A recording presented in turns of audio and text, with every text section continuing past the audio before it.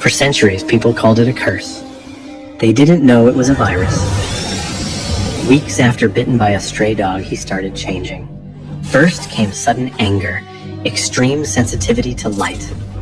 When water touched his lips, his throat seized up, like invisible hands were choking him. He became violent, foaming at the mouth, eyes bloodshot, snarling at people.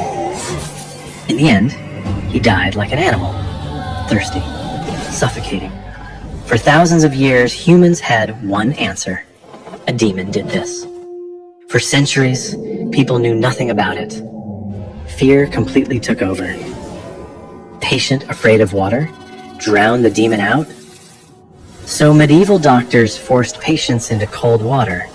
They believed demons feared fire. That burned tissue could seal in the poison.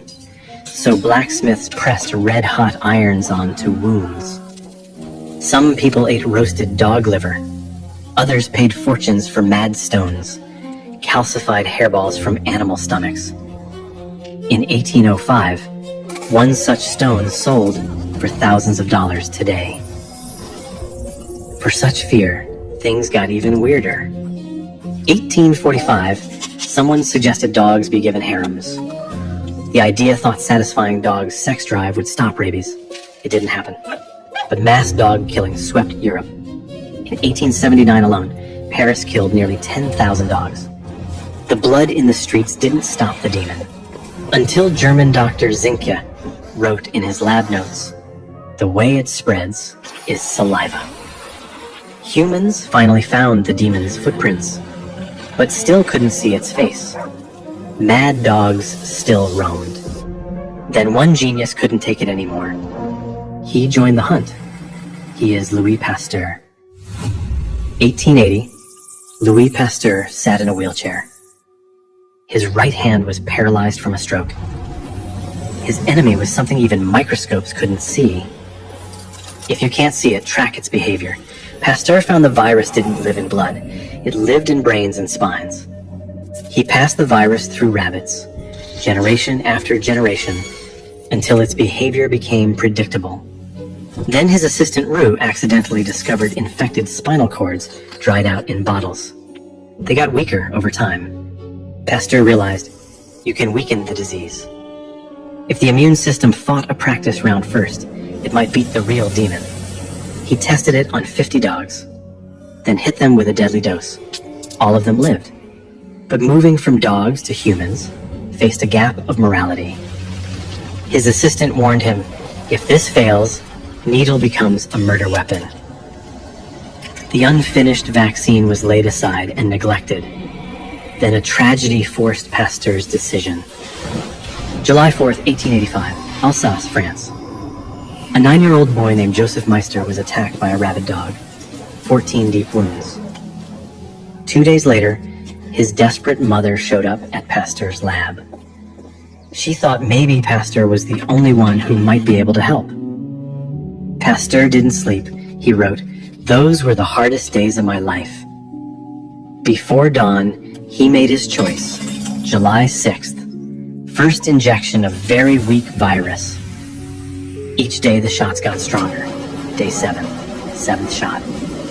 Pasteur woke up in panic, ran to check on the boy. Day 13, the final shot. Nearly full-strength fresh virus pushed right into the boy whose immune system had just been primed. Pasteur stepped out, leaned against the wall. July 27th. The boy was fine. A miracle. The news exploded. Next year, over 2,000 people came to Paris for help. 1887, the Pasteur Institute was founded. Then a branch opened in Shanghai. The scientific hope spread across the world. The 20th century. Electron microscopes finally showed the demon's real face, a bullet-shaped particle. When the virus enters a wound, it doesn't rush into the blood. It hides in the muscle. Uses its surface proteins as keys, tricks nerve endings, slips from your limbs to your brain, traveling at 50 to 100 millimeters per day, going upstream. The whole trip, it hides inside nerve tunnels. Antibodies outside can't see a thing. Once it reaches the brain, it takes over. It causes fear of water to keep saliva thick. It causes rage to make the victim bite someone else. It turns humans into spreading machines to keep itself alive, just when people thought they were winning. 1932. A strange death opened a new battlefield. In Trinidad, people and livestock were dying of rabies, but no one reported any mad dogs. Researcher Joseph Pawan talked to every victim's family. One detail kept coming up: bats. Pawan ran experiments.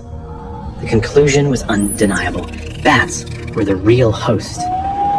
What's even more disturbing is that bats carry the virus but don't get sick.